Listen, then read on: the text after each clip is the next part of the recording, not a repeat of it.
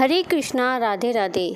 देवशयनी एकादशी वर्ष की सबसे महत्वपूर्ण एकादशियों में से एक एकादशी मानी जाती है। आषाढ़ शुक्ल पक्ष की एकादशी को देवशयनी एकादशी कहते हैं। पुराणों में उल्लेख किया गया है कि देवशयनी एकादशी के दिन भगवान विष्णु 4 मास तक पाताल लोक में राजा बलि के यहाँ योग निद्रा में निवास करते हैं और कार्तिक मास की शुक्ल पक्ष की एकादशी को प्रस्थान करते हैं। इसी कारण इसे देवशयनी एकादशी कहा जाता है। इस एकादशी को शयनी एकादशी, महा एकादशी, प्रतिमा एकादशी, पद्मा एकादशी, देवशयनी एकादशी, देवपद एकादशी, आषाढ़ी एकादशी और टोली एकादशी, प्रबोधनी एकादशी भी कहा जाता है। आषाढ़ मास से कार्तिक मास तक के समय को चातुर्मास्य मास कहते हैं।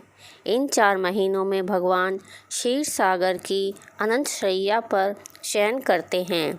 इन 4 महीनों में विवाह आदि शुभ कार्य नहीं किए जाते और इन दिनों में साधु संत लोग एक ही स्थान पर रहकर तपस्या करते हैं। आषाढ़ शुक्ल पक्ष की एकादशी व्रत कथा समस्त पापों का नाश करने वाली एकादशी है। धर्मराज युधिष्ठिर ने कहा, हे केशव, आषाढ़ शुक्ल एकादशी का क्या नाम है? इस व्रत को करने की क्या विधि है और इस व्रत में किस देवता का पूजन किया जाता है? भगवान श्री कृष्ण कहने लगे, हे युधिष्ठिर, जिस कथा को ब्रह्मा जी ने नारद से कहा था वही कथा मैं तुमसे कहता हूँ। एक समय नारद जी ने ब्रह्मा जी से यही प्रश्न किया था। तब ब्रह्मा जी ने उत्तर दिया कि हे नारद, तुमने कलियुग जीवों के उद्धार के लिए बहुत ही उत्तम प्रश्न किया है, क्योंकि देवशयनी एकादशी का व्रत सब व्रतों में उत्तम माना गया है। इस व्रत से समस्त पाप नष्ट हो जाते हैं और जो मनुष्य इस व्रत को नहीं करते वे नरकगामी होते हैं। इस व्रत को करने से भगवान विष्णु प्रसन्न होते हैं। इस एकादशी को पद्मा एकादशी भी कहा जाता है। अब मैं तुमसे एक पौराणिक कथा कहता हूँ, तुम ध्यान से इसे सुनो। सूर्यवंश में मानधाता नाम का एक चक्रवर्ती राजा हुआ है, जो सत्यवादी और महाप्रतापी था। वह अपनी प्रजा का पुत्र की तरह पालन पोषण करता था। उसकी सारी प्रजा धन धान्य से भरपूर और बहुत सुखी थी। उसके राज्य में कभी अकाल नहीं पड़ता था।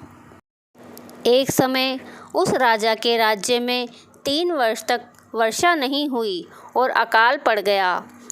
प्रजा अन्न की कमी के कारण अत्यंत दुखी हो गई।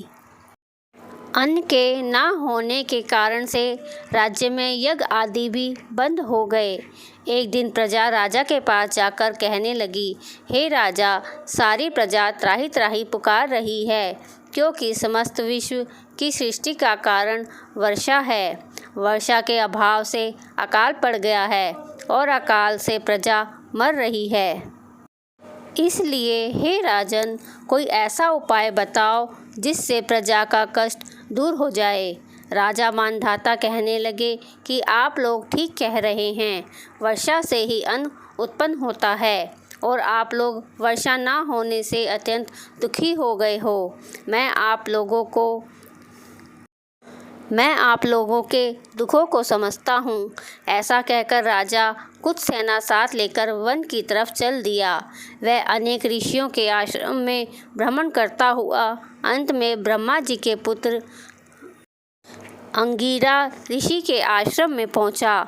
वहाँ राजा ने घोड़े से उतरकर अंगिरा ऋषि को प्रणाम किया। मुनि ने राजा को आशीर्वाद देकर कुशल क्षेम के पश्चात उनसे आश्रम में जाने का कारण पूछा। तब राजा ने हाथ जोड़कर विनती भाव से कहा कि हे भगवान, सब प्रकार से धर्म पालन करने पर भी मेरे राज्य में अकाल पड़ा है। इससे प्रजा अत्यंत दुखी है। राजा के पापों के प्रभाव से ही प्रजा को कष्ट होता है। ऐसे शास्त्रों में कहा जाता है, जब मैं धर्म अनुसार राज्य करता हूँ तो मेरे राज्य में काल कैसे पड़ गया। अकाल का क्या कारण है यह अभी तक मुझको नहीं पता चल सका है। अब मैं आपके पास इसी संदेह को निर्वित करने के लिए आया हूँ। कृपया करके मेरे इस संदेह को दूर कीजिए, साथ ही प्रजा के कष्ट को दूर करने का कोई उपाय भी बताइए। इतनी बात सुनकर ऋषि कहने लगे कि हे राजन, यह सतयुग सब युगों में उत्तम है। इसमें धर्म को चारों चरण सम्मिलित हैं, अर्थात इस युग में धर्म की सबसे अधिक उन्नति है।